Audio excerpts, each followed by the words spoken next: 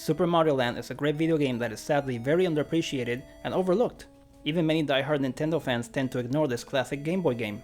And in this video we will explore what makes this Mario game so special and why more people need to play this very peculiar game. Let's get into it. Mario Land came out for the Game Boy on April 21, 1989 in Japan, and this game, along with Tetris, helped make the Game Boy the success that it was. And when combining all versions of Game Boy like the original, the Pocket, and the Color, that system sold over 119 million units, and this game was one of the Game Boy's best-selling titles, with 18 million copies sold, and some websites claim that it might have sold as high as 25 million. But to be clear, it was a very weird game. It was developed by Nintendo R&D 1, who were the Nintendo division that created the Game Boy itself. Gunpei Yokoi and Satoru Okada led the development of this game instead of the series creator Shigeru Miyamoto. And these new directors and producers, as well as the new hardware they were working on, are probably the key reasons why this game is so different to its NES cousins. The game's story is very simple. Daisy, the princess of Sarasaland, has been taken by the evil alien named Tatanga, and you must explore 12 levels across 4 worlds to save the princess and defeat the evil space tyrant. A lot of things are new here. A new princess, a new main villain, and even a new kingdom. And new power-ups too, and many new enemies. But there's returning enemies too, like the Koopas, but now their shells are bombs, so be careful. Mario feels very different in this game. His speed and momentum takes some getting used to if you are very familiar with games like Mario Bros. 3 for example. But after a while it becomes familiar, and once you get used to it you will have a lot of fun. And the game includes a fun replacement for the Fire Flower, and it's called the Super Balls. This power-up lets you fire bouncing balls that bounce around the stage and that are very useful for getting coins in very hard to reach areas and to defeat bosses really quickly. But the biggest and best addition to the gameplay are the shoot 'em up stages. These shmup levels have you piloting a submarine and a plane, and they might just be the two most fun levels in the game. They control super well, and they are fun to play from start to finish. The biggest difference in this game compared to the NES games is the visuals obviously. Gone are the colors, it's now black and white, or green if you are playing it on the original version of the Game Boy. The sprites are smaller and less detailed than what you see in the NES games, especially if you're comparing it to the last Super Mario game, Super Mario Bros. 3, or to the Super Nintendo one, Super Mario World. Me personally, I find the visuals in this game quite charming. It was a launch title, so obviously it's not going to impress as much as later games in the Game Boy library, like its sequel Mario Land 2, and its spin-off Wario Land. But I think that for the time and the hardware, it's a decent looking game with a lot of visual charm. And I like Mario's small sprite. I actually prefer smaller sprites over games that have sprites that are too big and that take up too much space, like Samus in Metroid 2. Let's go level by level, and as we do that we'll be exploring the game's soundtrack, which might be the best part of the game. First up is the Birabuto Kingdom, which is inspired by ancient Egypt. During the first 2 levels it's not super obvious, even though there are pyramids in the background, but they kind of go unnoticed because they're triangle outlines with no details or color.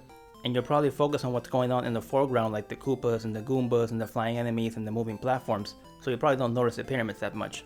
It's in the final stage that the theme becomes more apparent since you're exploring the inside of a pyramid, much like you do in Mario 64's Shifting Sand Dance stage, and you get to fight a Sphinx at the end. This theme and location is a fun way to start off the game, and yes, the song is very catchy. By the way, all the worlds in this game are based on real life locations and ancient civilizations and mythical places. So first up it was Egypt, and then the second one is based on Bermuda and the lost mythical kingdom of Mu.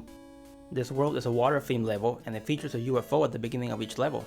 And you will face off against robot-like aliens, dead fish, seahorses that jump out of the water and other marine life. And the third stage is the Marine Pop stage, aka that's when you get to control a submarine, and this vehicle is a lot of fun to control, and it's fun seeing all the unique fish enemies in this stage. World 2-3 is hands down one of the best stages in the game, and I love all the extraterrestrial elements in this stage.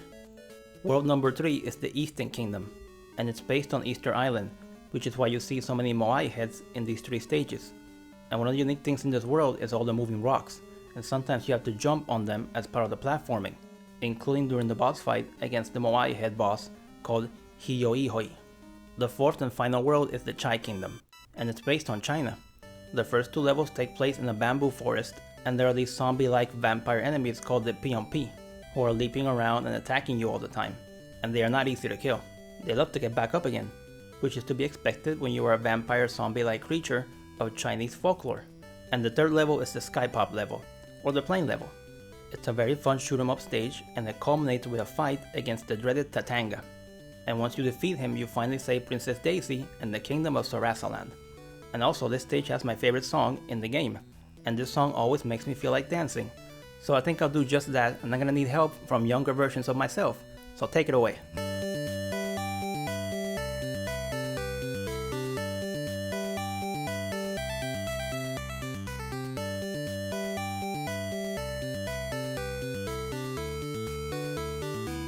This game is awesome, it's really cool. Its visuals are unique, its enemies are a nice mix of returning classics and cool new monsters like the Peon Piece, and I like that there is so much newness and unique elements here. There isn't another Cloud world or another Snow world or a Bowser world, no.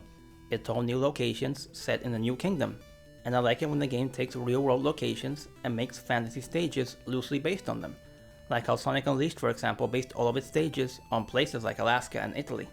Or how Mario Odyssey made New York City into New Donk City. It makes for a very unique entry in the Mario series, and its sequel is also very unique since it takes place in Mario's own kingdom, and it has new locations and new enemies too. And just like the first game with Daisy, the sequel introduces an important new character, Wario. And the soundtrack was made by Hirokazu Tanaka, who also made the Mother/Earthbound series, the music for that series. And the soundtrack is chef's kiss. And the game is very nostalgic for me because I got it for my 8th birthday, alongside the Game Boy Pocket, and I have played it dozens and dozens of times over the years. If you have never played this game or its sequel, I really hope you take my recommendation to heart and give the series a shot, both the first one and the second one, and maybe even the Wario Land games too. I love the Mario Land series, I love Mario Land 1, I love Mario Land 2, and I always will. Thank you for watching the video, it means a lot, it always does. This is Super Mario's 40th anniversary month, and we have made many videos to celebrate the Italian plumber. Feel free to check them out and to be on the lookout for the ones that haven't come out yet. You can find them in various playlists, including the Videogames playlist. So in the case of this video for example, since it's a review, you can find it in the review playlist, and you can also find it in the Videogames playlist, because obviously it's about a video game. If you love Mario and Nintendo and you're a nostalgic person, then this is your channel. Feel free to subscribe if you haven't yet. And once again, thank you for watching, and I will see you all next time.